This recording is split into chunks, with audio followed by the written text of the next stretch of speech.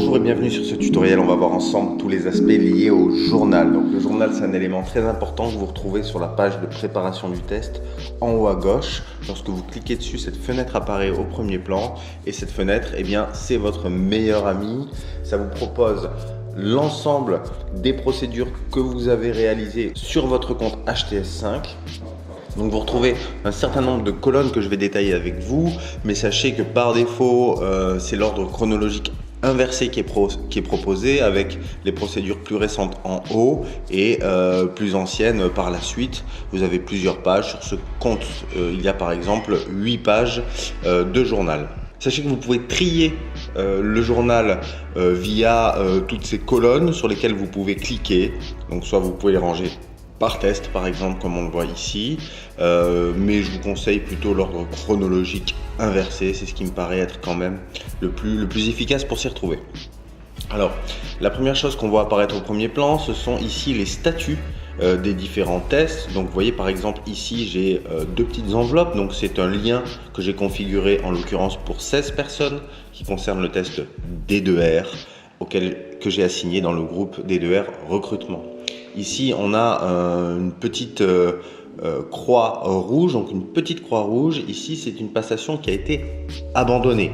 Alors, je vous renvoie à la vidéo qui est en dessous, accessible depuis la page en lien en description de la vidéo si vous êtes sur YouTube, pour la gestion des passations abandonnées et des crédits réservés. Je vous propose ici juste un survol du journal. Quand vous avez cette petite coche verte, il s'agit ici donc de tests qui sont complétés avec des résultats disponibles. Et bien par exemple, si je double-clique dessus, je suis projeté dans les résultats et j'ai ici les différentes sections du rapport disponibles pour les consulter, voire pour éditer un rapport. Je vous renvoie à la vidéo spécifique.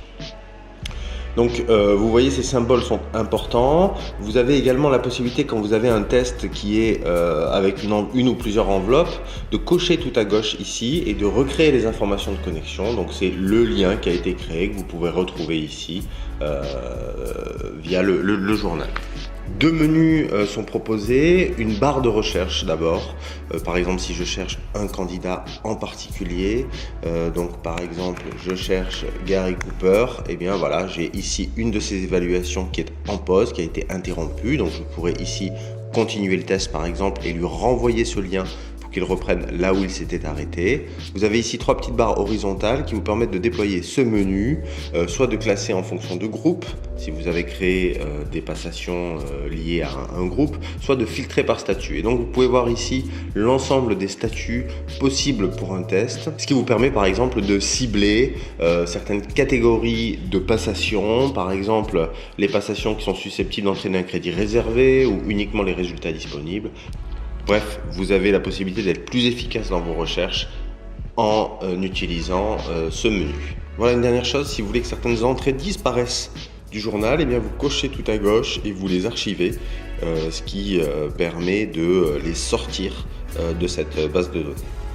Voilà, je vais garder un format raisonnable, donc je vous retrouve sur une vidéo un peu plus détaillée qui concerne les abandons de passation, les crédits réservés et les passeports de reconnexion. Je vous dis à très bientôt.